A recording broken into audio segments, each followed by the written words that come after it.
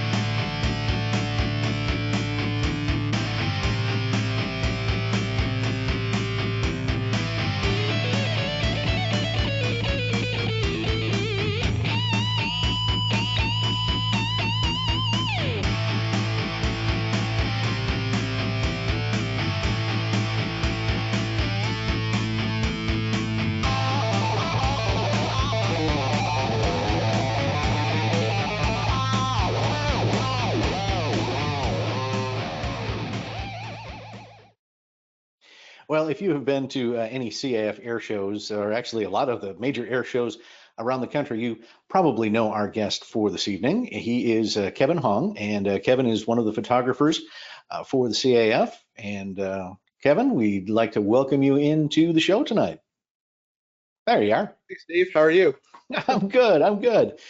So let's talk a little bit about you. Yeah, so I graduated from University of Houston with a graphic design degree. Grew up as a kid learning about photography from my dad, and got a personal interest. I've just loved aviation since I was born, pretty much, and loved to travel and flying everywhere when I was a kid. My dad used to work for Delta Airlines, so travel was a lot of fun for me. One of my big things I was just talking with Blaine about is I love food. Searching for key lime pie is a search of mine and the best in the country. So I also have my own company, Sector K Media, and editor for Airspeed Magazine. That's part of International Society for Aviation Photography. I shoot for Tora and do a lot with the Commemorative Air Force and do some air shows around the country. That's awesome. I like the last line there. You don't do wedding photography. That's right. I don't like bridezillas, and I've seen plenty of wedding photographers shoot, and a lot of photographers go back and they said, Uncle Stanley standing behind the bride and groom trying to get a photo of them reciting their vows. It's just a little too much for me, but I respect everybody that does shoot weddings. It is a special talent. It takes a lot of patience. I've photographed a couple of weddings, and it can be a little stressful. Yeah, to say the least. Well, what brought your interest to bring travel, aviation, and photography all together? I mean, was it a particular air show or just being around CAF aircraft? So, as a kid, my dad used to take me to air shows all the time, and I would see, Wings Over Houston is where I would go. Mm-hmm. And just over time, I fell in love with the Warbirds. But one particular airplane, Texas Raiders was down at the time being restored, and I went on the hunt to find out and joined the unit, fell in love with the CAF. Yeah, that's awesome. So what are we looking at here? So this is actually one of the first photo shoots I did with Phil McKenna. He was shooting the photo with 2 Zeros and Texas Raiders, and this was one of the first air-to-air shoots I did with the CAF. And so over time, I've learned from him and other mentors on how to do air-to-air photography, and it's a challenge, but I love it. I love it, and just getting the perfect shot just makes my day when you go through the thousands of photos and the blurry shots, but you find the photos, the gems in the rough. So Good. You mentioned Phil as one of your mentors. Are there any others you'd like to point out tonight? yeah, Jim Kapnick, I've talked to him. Paul Bowen, these guys, I don't really talk to them like every day, but over time when I interact with them and talk to them and I ask them about tips, and they're willing to open themselves up and just say, hey, this is how you improve. And that's part of my goal for a lot of photographers is how do you become better? How do you become the best at doing aviation photography? And just to capture the magic of flight. That's what it's all about for me. Good. And are up and coming photographers asking you for your advice when you're at air shows? Oh, absolutely. Right now, I'm working with a lot of kids. When I work the air shows, that's one of the things that I try and do. I was just at Barksdale Air Force Base, working with the public affairs airmen and taking them out and showing them, what I've learned over the years, and then watching them. They're in the forefront. They're in the military. They're taking photos of our military and soldiers, what they do day in and day out. And so I try and help them understand how to tell the story. And it's all about storytelling for me now. Which leads us to our next slide. There you go.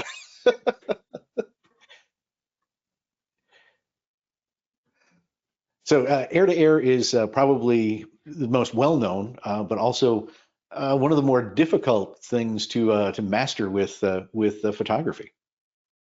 Yeah, air-to-air photography. It's everybody loves air-to-air photography, and a lot of people don't understand how they get the shots. When you see an airline, a jet fly in a commercial, they don't really think about that until sometimes when I've talked to them, they said, oh, that's how they get the shot. And they never thought about you're shooting airplane to airplane, right? Right. And so it's very specific.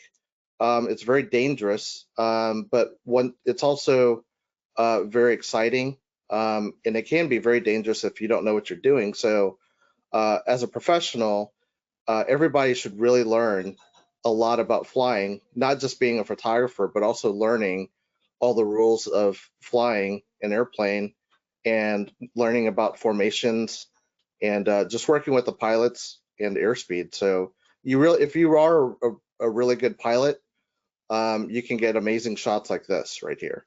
Yeah. What the 3 MiG-17s? Yes. So this was at over Lake Palestine. Randy Ball and 2 of the other MiGs.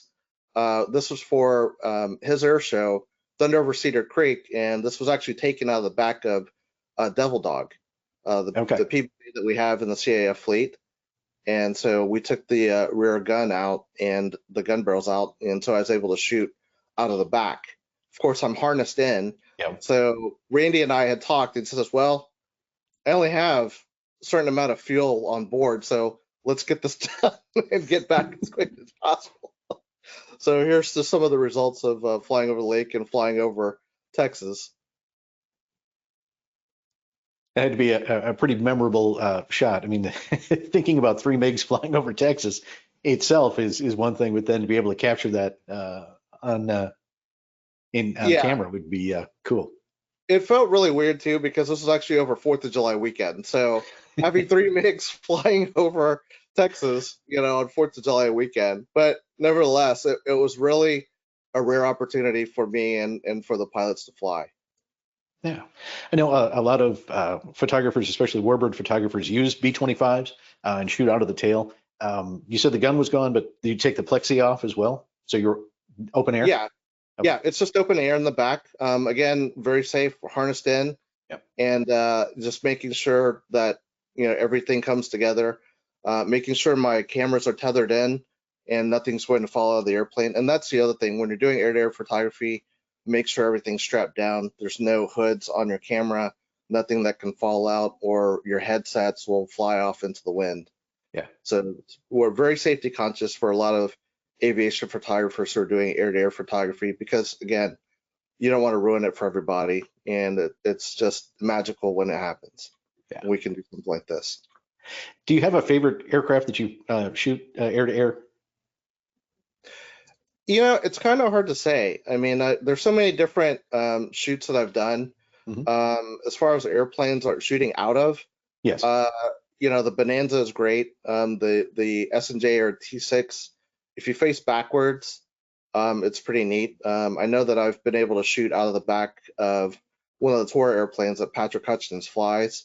And so you're facing backwards, which is really a plus because you have a whole big spectrum of looking at everybody when they're flying.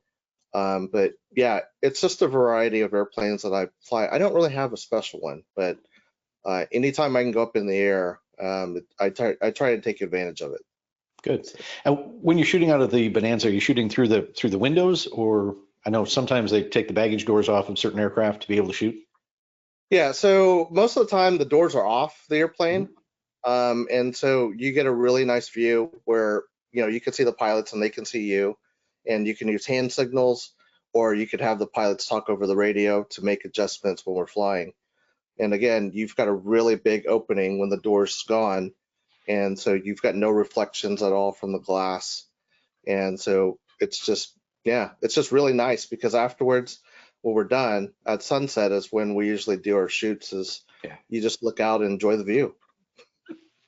Well, another one of the favorites that you tagged is this shot as well. Quite a gaggle of Navy aircraft there from the CAF fleet. Yeah, so this one was very special. This was from the Wings Over Dallas, the homecoming show a few years back for Navy. The theme was all about the Navy, and we had most of the CAF Navy Warbirds come in. And so Scott Slocum came in. I talked with Leah. She talked about the shot that she wanted to get. So I talked with Scott a little bit, and Scott and I went up, and he set up some of the formations that we wanted to cover. And he's a tremendous aviation photographer. He actually teaches a lot of people who want to get into aviation air photography. And so aeromedia.com, if you go to his website, you can see a ton of things that he's done. And he's just done some phenomenal work with the students and the people that love to do what we do too. Yeah. Now, in the old days, the cheapest thing we were shooting was film, and you had to swap out your film every 36 exposures or so. But with digital cameras these days, you don't have to worry about that as much. What kind of cards are you using when you're shooting? So I'm using SD cards. Of course, you can use CF cards or CF Express cards with mirrorless cameras, and I'm going a transition from DSLR to mirrorless cameras. And so one of the things that I've been doing is getting SD cards with a lot more memory. The faster the writing speeds and the read speeds, the more you can get out, because I also shoot video as well. Okay. Awesome. Well, we had kind of touched on it just briefly when you're talking with Scott about the briefings, but you're going to get us into a little more depth of a very special photo shoot that took place some years back. Yeah, so one of the briefings that I did was with the B-17 and two of our airplanes in the Gulf Coast Wing. It was the JRB-6 and the S&J. And so right here is a shooting list that I came up with just to talk with the pilots. You have one big bomber and two small airplanes, and it's a similar formation. So you want to make sure all the pilots that are being coordinated into this know where we're going to be and look at the transitions, because the last thing you want is any chaos that happens in the air. You want to be able to deconflict that before you go up. So as soon as you turn on an engine on an airplane, you're burning money literally. Right. So, the shoot normally takes about 30 to 45 minutes, or about an hour the most that I want to do. So what I want basically is go through these different formations with the pilots. I'm in the photo ship, and these are the other airplanes. So I like to talk with them about altitudes, airspeeds, and the timing of everything, and what happens in the case of emergency if we have to break off or call a knock it off. Because the main goal is we all want to come home safely. That's the main Right. goal. And, no shot is worth anyone's life. Yeah. Well, as we're looking at here, so you've actually come up with six. You have like six photos in mind as you're briefing this in what you want to capture, and you've actually briefed out with the pilots exactly where everybody's supposed to be at what time, right? Yes. So each formation, I've kind of written down what we're going to do, and so one after the other, discuss with them what makes sense, right? Mhm. Because each pilot has their jobs of looking at not only me, but also looking at each other in the formation, right? And so one of the things that you have to do is, especially, I like to do shoots at sunset because I don't like Mhm. waking up early in the morning. And pilots and maintenance guys definitely don't like that either. So we try and do that, but shoot for the golden hour, which Yeah. is right before sunset. And, they have to, a lot of shots, I want sun on them, but of Mhm. course they're looking right into the sun. So we want to make sure that we coordinate that where everybody can see each other.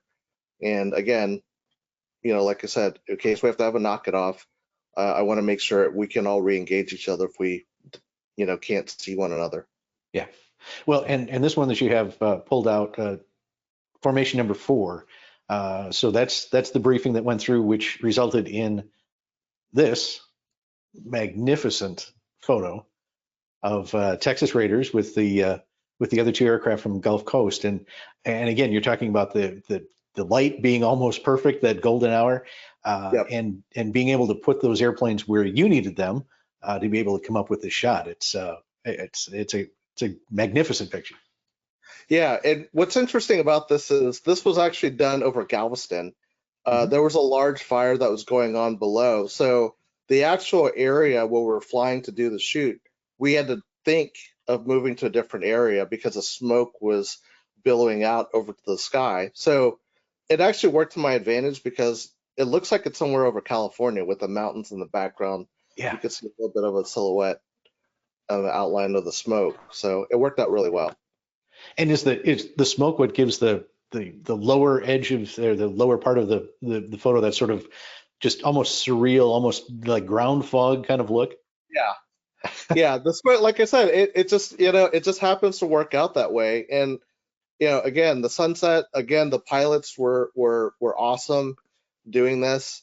We made an assessment, and then, we're like, hey, this is where we got to be. This is what our clock management time is, so we can get back on the ground before sunset. And it worked out great. Yeah. Yeah, it is a great photo. And of course, a question that comes up a lot of times with people when they're looking at photography of aircraft, especially air to air, is how do you get that nice full circle prop blur there on the T6? You've So almost got that's it on the 17. Yeah, it's pretty tough, but basically, you have to slow down your shutter speed. And so when you slow down your shutter speed, this is about 60th of a second, and so, or 80th. And so doing stuff like that, it's really, really dangerous to do. I say that with my camera Yeah. because slower your shutter speed, the more stable you have to be. And I don't use a gyro. So for me, I have to make myself very, very still. And so I'm just rattling off these frames just to hopefully catch, maybe 10 or 12 good shots that I could work with. And so it's real tedious to do. But once you start getting that muscle memory to do all these shoots, you kind of just bounce with the airplane and catch your shots. And in the meantime, I try not to hold them into position too long because once the wind, if anything, starts becoming funky when you start flying, you got to think about the pilots too on how fatigued they're going to get with the shoot as well. Sure. So there's your first tip of the night is that if you want to get that nice full circle, probably between 60 and 80 is your shutter speed. And you're right. It's a balance between between being able to hold it still and being able to catch that. Is it different if you're shooting on the ground, or is that same shutter speed probably going to give you that full circle? It is different on the ground. Then the reason why I shoot it this way is because Mhm. the sun is actually on the prop, which is why Yeah. you're getting this visible disc. But if the sun isn't on the prop, then you can bump it up to a higher shutter speed. And so what I was taught by talking with a lot of people that I'd spoken with, as mentors earlier, people that have taught me over the years, is that if you're shooting photographs, what you do is you start really high with your shutter speed and work your way down, Yeah. because that way you're guaranteed to get a nice sharp photo of the airplanes and the props. And so after that, you're basically experimenting once you lower your shutter speed. And that way, when you see like 100 blurry photos, your shutter speed's gone way too low, but you can Yep. find that little bit of a sweet spot where, again, if you're at an air show and catching the axe flying, if there's not any bright sun on the props, usually about 320 to 500, you want to catch some really good, a little bit of a prop blur other than frozen props. So Right. anywhere between 320 and 500 is usually good. And it depends Okay. on the RPMs of the props as well. That will decipher like what the whether you'll get the disc or how low you need to drop your shutter speed. Okay. Good. And we've already just mentioned it about the golden hour. Yeah. One of the things too is that similar to the dawn patrol is flying at this time of night. The winds are usually calming down. Air is starting to get more stable. You don't have a lot of turbulence and things. So it makes your work a lot easier. Yeah, it really does. And actually, the season, it's actually seasonal too. Hmm. Lighting actually changes in the fall and winter time, so it's a little bit different. It's a little bit more crisp air, as well as the color. So this was another part of the shoot of the five ship that we did, and you could see how vibrant the sunset is, or the sunlight is, of really capturing that golden sun. Yeah, it's amazing. And so here again, you've balanced the prop circle with being able to keep it very, very, very well in tight and in focus. And wow, you don't have a whole lot of depth of field drop off either.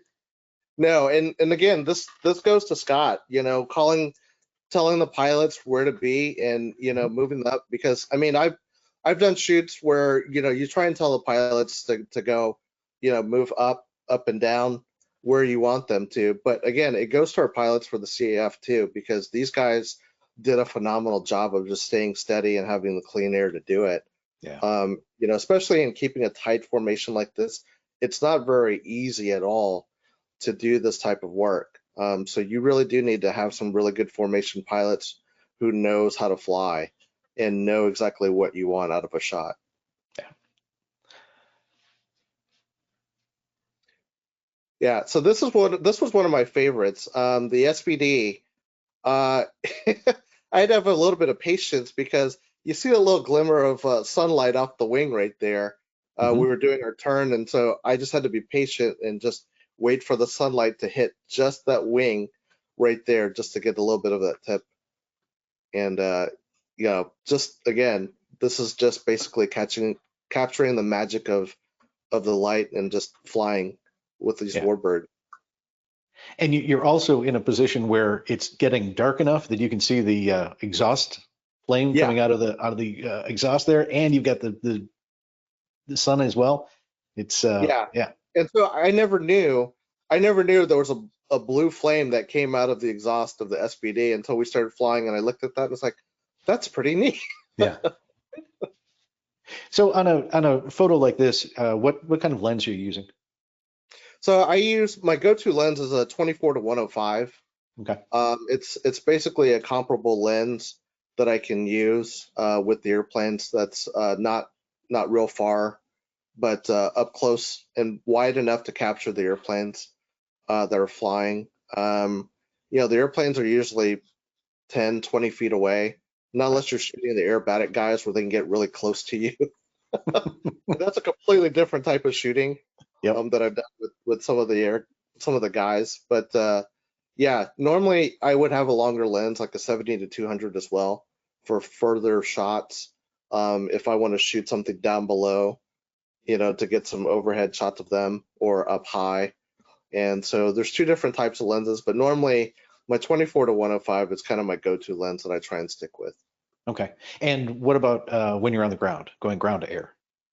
So ground to air, shooting like during an air show, I shoot with a 100 to 500 Okay. millimeter lens. And again, it just depends. Normally I have a 24 to 105 with me as well for shots. If the planes are taxiing by me and I want to get a nice crowd behind them, if I'm in the air show box, and I'll be able to shoot back and get a nice view of the crowd and the plane going by the people. And so, I like to get an overall view when I'm shooting an air show, so people get a sense of what it truly is like to be at an air show.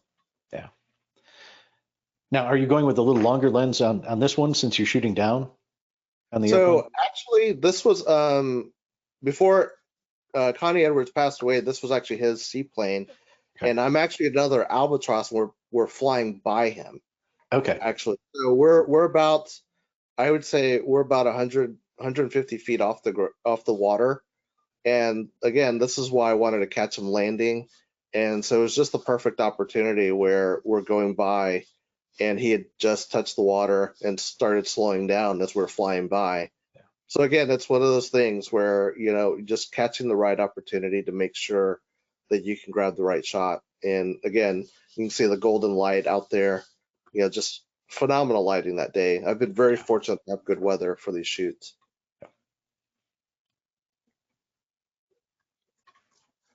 So this one's actually a funny story about this one. This was part of the cargo heritage flight with the C-47 and the C-17. We actually closed down, or had Hobby Airport shut the airport down for a few minutes and transition the flights around Southwest. And it was actually pretty funny because Roger Woolsey at Millionaire invited the team in and to do the practice to get everybody qualified and certified to fly the air shows. So a storm came through and we were actually there, and we're discussing where we were going to do the heritage flight practice with these cargo airplanes. And Roger's like, well, let's see if we can do it here. And so we ended up using Hobby Airport and doing the orbits, around in between Southwest Airline flights landing. So it was pretty amazing, pretty unique to do. I was actually shooting out of the C-47 window. We had one of the open windows, so we were able to get some really good shots. And this is one of the times where you had asked about the lens, and I stuck with the 24 to 105, but you don't really know how big this airplane is until he's flying right next to you. So this one was pretty awesome to do, and pretty unique opportunity just to see the clouds and the storms move through and just catch this big beast flying next to you. And it's great too because very few civilian photographers have a chance to shoot military aircraft air to air. Yeah, it doesn't happen often. Oh yeah, it's a very rare opportunity to do. So anytime I can go with the military and do some shoots with them, it's a lot of fun. And a lot of military public affairs people that are just coming in, the airmen, it's one of the things that they get to learn from civilian photographers as well. So it's one of those things where, again, I really support the military and try and help out as much as I can with their program. Cool. This is another one of my favorites. Yeah, this is Warren Peach flying at the time. This was the Spitfire with the Texas Flying Legends when this was done off of Houston, and this was a rare opportunity I had with Scott Slocum and I I got him to do some photos. We went up in his plane to do some photos of B-17, and he's like, "Hey, just to let you know, we've got to stick around because we've got to do some photos of a Spitfire." Just like, well, darn, that just ruins my day, doesn't it? So this was this was one of the special ones. I really enjoyed flying with Scott and with Warren because it's not every day you get to do an air-to-air with the Spitfire. Yeah. And with Warren, with that mustache and the Yeah, skull cap he's wearing, he looks like he's right out of the he's Battle right of Britain. Yeah. Yeah. Amazing, and a great pilot in his own right. Absolutely. And this right here, this is basically the end. I mean, Yeah. this is why I try and beat daylight. This is right before the shoot ends. This is just to show. I try and drain every bit of sunlight out before we get on the ground and call it a day. Again, it's all about time management because we have to be down before sunset, and I want to make sure we have adequate time. So it just so happens I was taking this photo. We were coming back in. I just thought, you know what?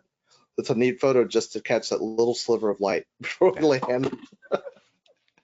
Well, here's the part that I think a lot of folks are going to be interested in. What does Kevin carry in his camera bag when he goes to a show? And this is, we just disclaimer here, we've decided that this must be a stock photo because all of the little dividers, the Velcro still works. They're not all beat up. Yeah. So I actually got that one, just pulled that one because I thought it was really humorous in comparison, like we were talking about with your camera bag. Yeah. I carry it. I have a think tank. I don't carry. I have a think tank rolling bag because the weight of the bag is about 35 pounds with your camera gear in there. And so this is just a list of some of the cameras that I carry. Again, going from mirrorless to going from DSLRs to mirrorless, I'm transitioning over, and I'm not quite sold on the mirrorless things yet for the cameras, but as the technology evolves, they're becoming amazing mirrorless cameras out there, and being able to shoot with them and just be able to do a lot of things with them is truly amazing. And especially with high ISOs now and the noise reduction in the cameras, they're just so phenomenal. But here's a list of the lenses, some of the lenses that I have.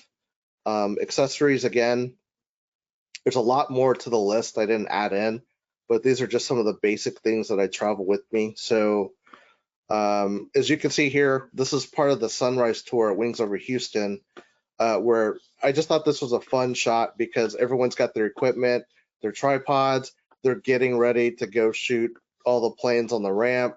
It's an exciting time in the morning. As a photographer, you have to be out there before the sunlight pops up, or else you're gonna miss everything. So you're there at dark 30, and if you guys haven't been out to Wings Over Houston, their sunrise photo tours, they sell out really quick. So the air show's in October, and it's just a great time for people to come out and photograph warbirds.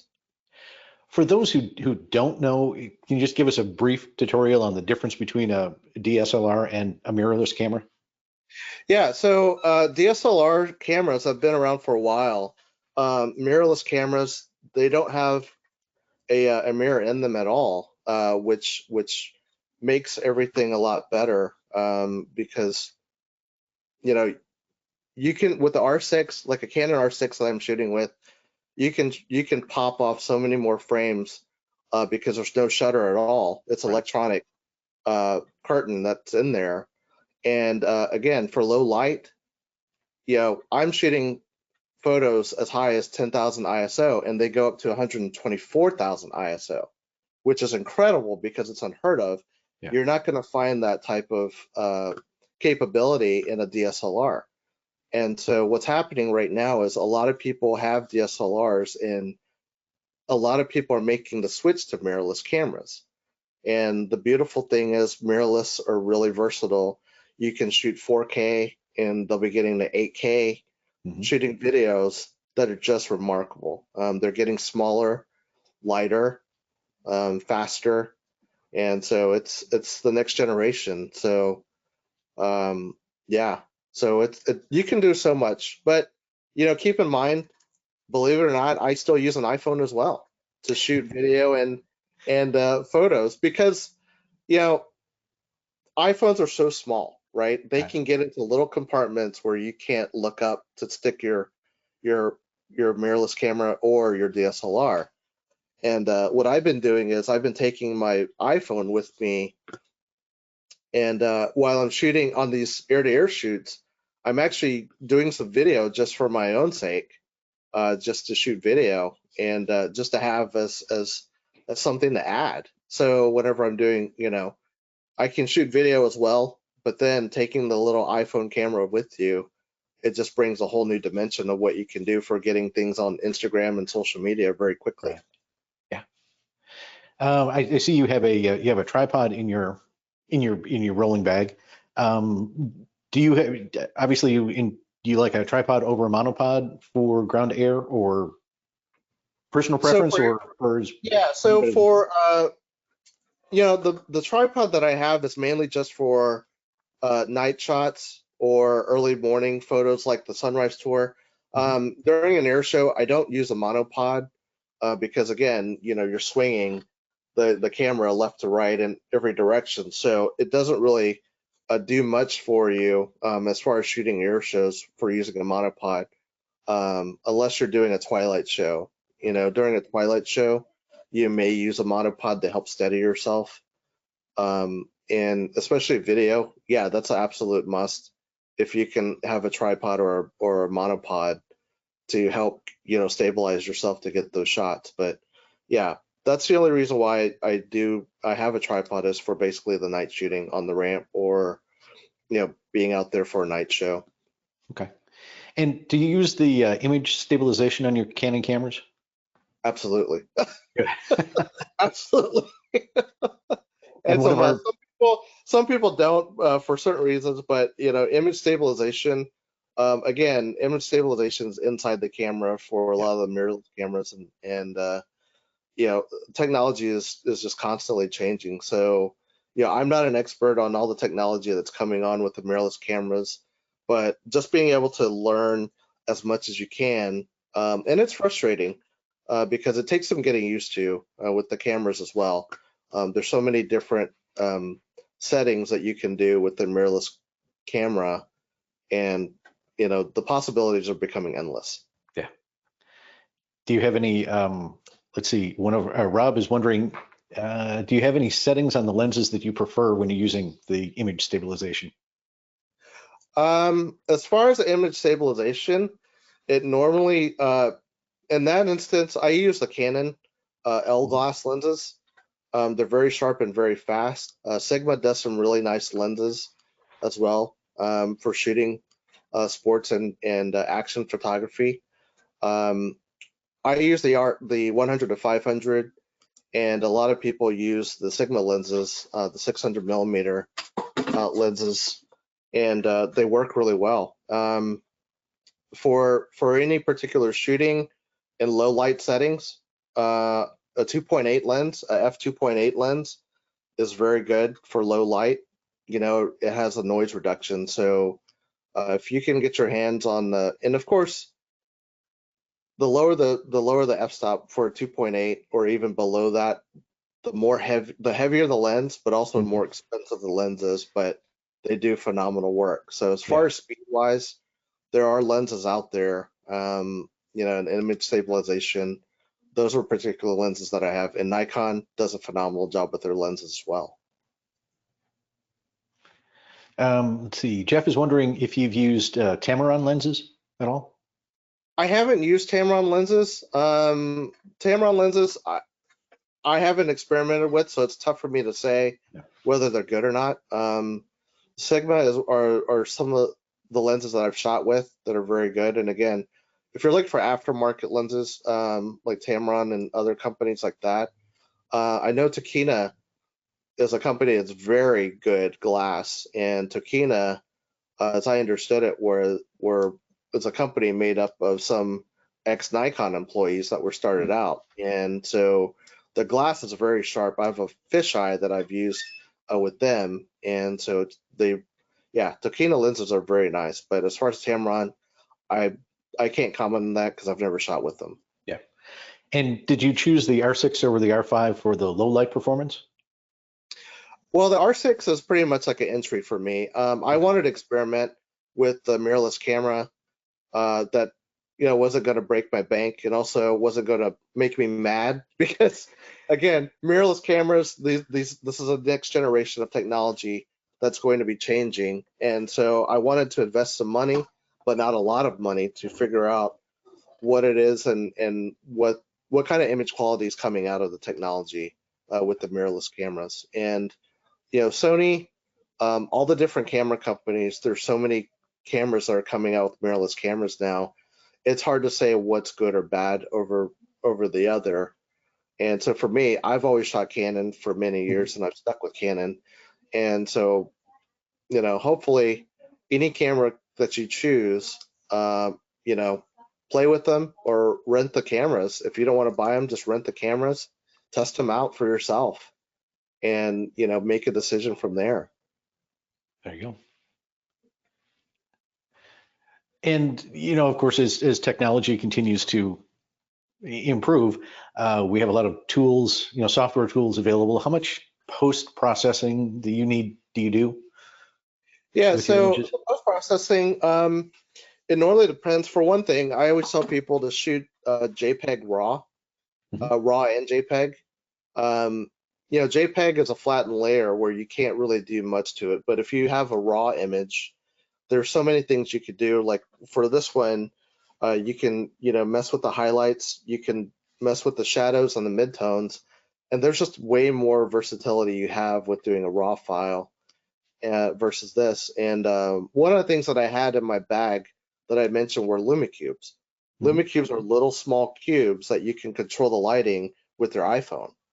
And so you just set them up and you can control the lighting remotely with your iPhone. And so here's a great example that I used. I just put 2 LumiCubes underneath to light the bottom and make the adjustments. And of course, I have my camera mounted on a tripod, and so that way I can just shoot away and figure out the balance of lighting that you want to have. Awesome. And then there's just being in the right place at the right time. Yes. Moisture is your friend at an air show. This was in Lake Charles. There was a lot of vapor in the air, and so when you have a lot of fast-moving jets, you've got the chance of opportunity of vapor to pop up. It's a split second. It happens in the blink of an eye, literally, and so you just have to catch it when it happens. Yeah, same thing right here. Again, this was at Chenault Air Show. Their air show's coming up. I'll be back there. And off to the bottom right, I just have some of the camera settings. The exposure time, the ISO, and the f-stop. But when the moisture's there, the vapor's there, it just have some amazing photos with vapor wood, coming off of the wings, off of the F-22. One of our viewers had asked if you have a favorite ISO that you shoot with, either air to air or air to ground or ground to air. 100.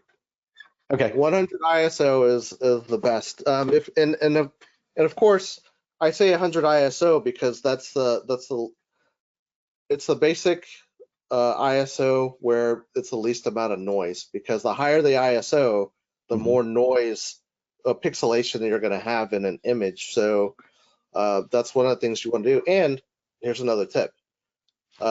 People ask about what setting you have for an ISO, just like you did. And I usually have the camera set for an auto ISO. On a bright sunny day, that's not going to change. But when you have clouds and you have weather that shifts, it may change a little bit. But you're in the middle of shooting a lot of stuff. So auto ISO works really well in that instance. But if it comes to changing weather or at night, that's when you really do everything manually and pick and choose your battle with the lighting and your ISO. But again, the lower the ISO, the less grain you're going to have and the less noise you're going to have, and that's what you try and shoot for. So that's why it's really important to have like a 2.8 lens, a 2.8 lens, because you've got a lot of optimal light coming into your camera.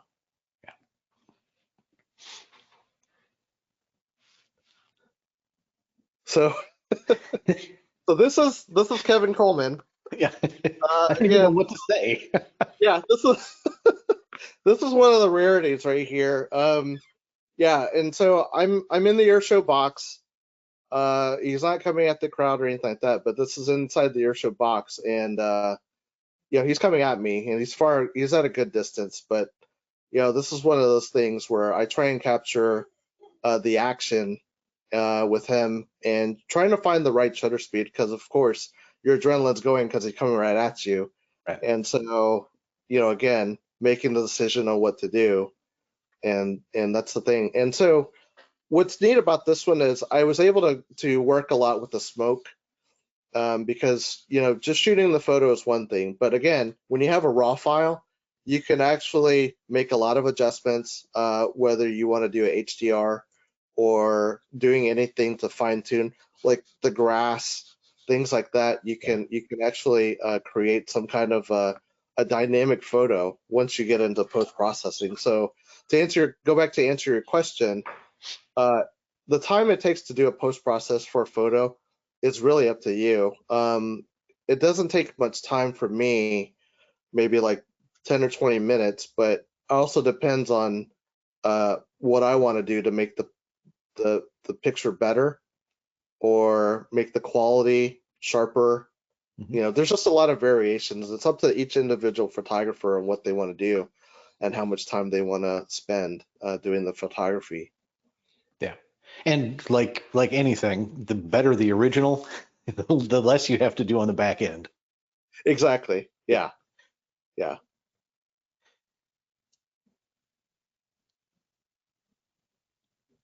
Here's another one. So yeah, you can see you've got the little breaks in the prop Yeah. arc, but you're also at a much higher exposure at 1/100th instead of being 80 or 60. So Yeah, and again, you take a gamble, right? When you're shooting, when you're slowing your shutter speed down this much, right? You've got to be really, really steady. And out of these shots, you know, there are maybe three frames out of the entire 30 shots that I took of this, right? So, and the other thing is too, you can go into Photoshop and tweak some of the letters to sharpen the photo, and you know, again, it's what you get out of it. And here's another tip: don't look at your shots until after the plane's gone by and nothing's flying in the air, right?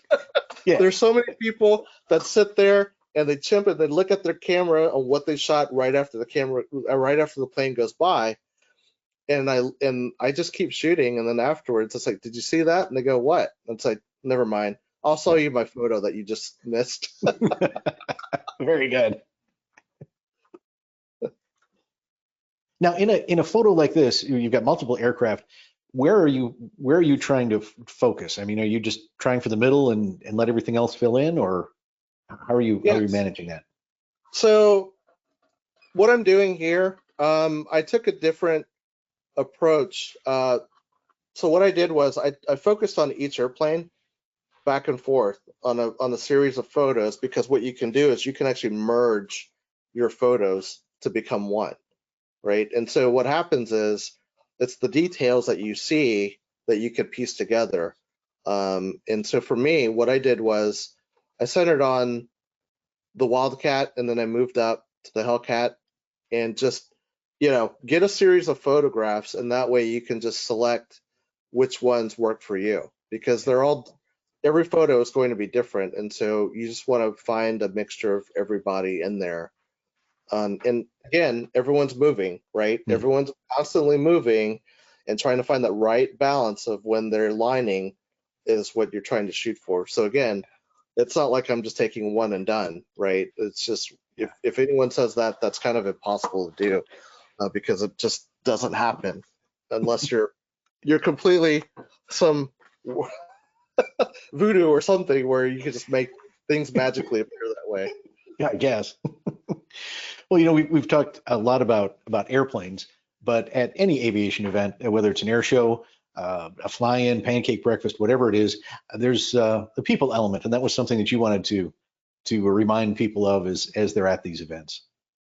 Yeah, and this was really neat for me because again, for me being in the aviation world and growing up learning about aviation, and a lot of people in the CAF as well, and people that attend air shows, we just have a passion for aviation and we love the community of the pilots and the people. So that's one of the things I try and do is to uh, tie in the story. It goes back to storytelling with the veterans, like you're doing here with the SBD in the background and the veteran. Listening to the stories, right? Listening to the history. That's what I try and capture. So for me, it tells the story basically. And you know, I've gone to Normandy on the D-Day anniversary, and I've interacted with a lot of veterans, and you actually see the emotions that people carry in France because they were liberated. And so when the French people walk up to an American soldier from World War II, it's just very, very unique experience and humbling to see, how thankful they are. And so I try and capture that moment and, honor the veterans as well. Yeah, and have some fun too. Absolutely. Yeah. Yeah. This little guy, I think he really is going to grow up to be a pilot. And I was watching him, and every time he'd look my way, he would smile when I raised the camera up. And, so I got a big kick out of taking photos of him and Yeah. talking with the parents. And they said it's rare that he ever smiles, but clearly he was having fun at this year's show. Yeah.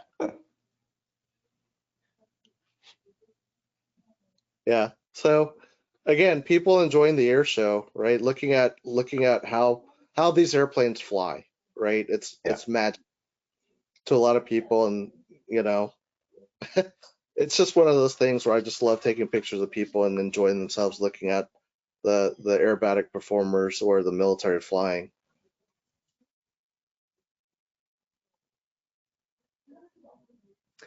Yeah. So one of the missions for the CAF is, to educate and inspire. And again, this goes back to the mission of, us as ambassadors for, you know, teaching the younger generation about the history and aviation, but also, the interaction of the kids talking with the pilots. This is Mad. She's now the A-10 demo pilot Oh, for the Air okay. Force, and I was fortunate to take this picture at the Randy Ball's show, and they had these special 4th of July hats on there, so I thought it was really patriotic as well to capture something like that. I just saw the shirt too, Oh yeah. so the shirt, that's pretty funny as well. And you mentioned the being in D-Day and at or in Normandy for the D-Day anniversary. Yeah, and this one holds. This one's very special to me because being over there on the anniversary of D-Day, whether it doesn't matter what year, but on the anniversary of June 6th, D-Day weekend, and believe it or not, these are all French people. They all love to dress up like the American GIs, and it's not to make fun of anybody, but it's just honor and respect, right? Yeah. They like to dress up and they like to hear their stories. And so everywhere you see a veteran from Normandy, they just flock. Everyone just flocks to them because they have a story to tell.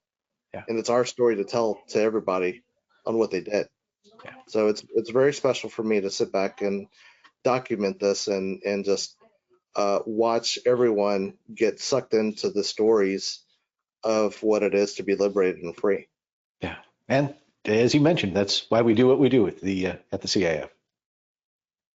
Well, we've got some questions that have come in from the audience. Greg is wondering if you're concerned about diffraction at higher f-stops.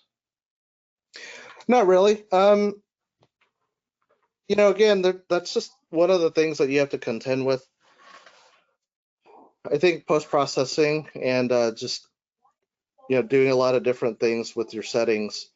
There's a lot of different ways to do your modifications and post, but it depends. Did he say anything specifically? No, it On just said, are you concerned about diffraction at high ref stops?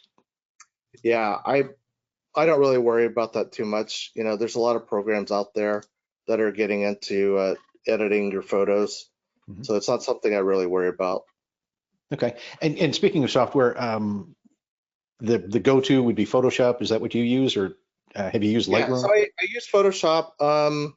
Topaz denoise works really well. Mhm. I mentioned about shooting at high ISO and having a lot of noise in your photos, and so Topaz does a lot for reducing the noise in your photographs, and especially if you're doing night shooting at an air show or a twilight show, it does a tremendous job. But Lightroom, Photoshop, there's a lot of third-party editing software that's out there now too. So there's just a lot of different things to go out there, and it seems like that every time you turn around, there's some type of new software out there that's coming out by a company, and then Adobe sucks them up somehow. So, and then you'll Yeah, see it in Photoshop somewhere. yeah, that makes sense. Um, just out of curiosity, are you a pilot, No, or you do not have a pilot's license? no, I do not have a pilot's license. I fly a lot with a lot of people. Yeah, I flew as a loadmaster on the B-17, and Mhm. I did a lot of flying with a lot of other people, and so I just kind of learn. I never had time to get my pilot's license, but I've been able to do a lot of different things and work with the military and get them time. It's a really nice airplanes. So Yeah. Are there any specific aircraft today that you'd like to photograph but haven't had a chance to do so yet? you know, um, some of the aerobatic teams I Hmm. would like to do some stuff for. Like the Blues and the Thunderbirds or the Red Arrows. Just doing some photos with them would be really nice to do. Just add to my bucket list. Um, so yeah, there's a rarity on doing a lot with the military that I would love to do. Of course, finding good scenery, Hmm. is always a plus. So, you know, So do you do, Dave was wondering, do you do more air-to-air photos or ground-to-air photos? it's kind of a split 50-50. Okay. A lot of the air shows that I work with, I do a lot of things, but if there's a performer or if there are people that want to go up, promote the air show, I'll go up and do the air-to-air photos. And even sometimes I'm doing work surveying the air shows. Just at Barksdale last weekend, I was actually, or 2 weekends ago, I was actually in a helicopter shooting around the Air Force Base. They wanted to get a crowd count, so I went up Sure. and I set up a photo shoot just to go around the entire base and help them get a crowd count, an assessment of how many people attended the air show. Awesome. You've mentioned noise a couple of times. For those who did not heard that in photography terms, briefly, what are you talking about? So there's a lot of pixelation, a lot of dots. You'll see a lot of white dots in the photograph, right? More or less. The higher the ISO, the more noise is what it's called. And Mhm. so you're going to see a lot of pixelation and white dots everywhere. That's just distorting the photo. And so that's what noise means. And so, again, if you're shooting at 100 ISO, the higher the ISO, the more noise distortion you're going to get. Good. And finally, we had talked about the prop blur with still images, but we've all seen videos of propellers that look like they're either the engine's running, but it looks like it stopped or it's going backwards. Or how do you avoid that? So that's your rolling shutter. And one of the things that, again, it's basically based on the cameras that you have. Okay. For DSLRs, um, and for a lot of video cameras, they're all going to be different on what they've got as far as having that shutter effect to it. So the only way to compensate it, and for iPhone, you'll get that distortion because the frame rate is just not there for the the props. So if you look at the iPhone, you're not going to see like the smooth rotating props. You're going to see the little, the flutter instead. Mhm. And so eventually they'll get there for that as well. There are ways to get rid of that with an iPhone, but I can't disclaim that secret. We'll save that for the There are next people webinar. How about trying that? to how to fix that with an iPhone, but again, that's one of those things where I've talked with some people and they're like, "Don't tell people about that secret." Well, Kevin, thank you very much for joining us tonight. What's the next air show you're off to?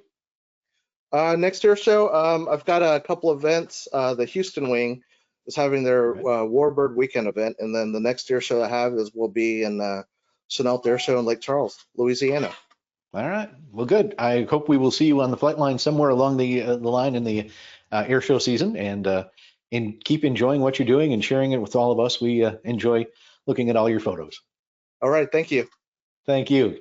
And thank you everyone for joining us tonight. And lots of great questions came in for Kevin. Really appreciate that. It's fun when I don't have to work so hard thinking up questions. So thank you for that.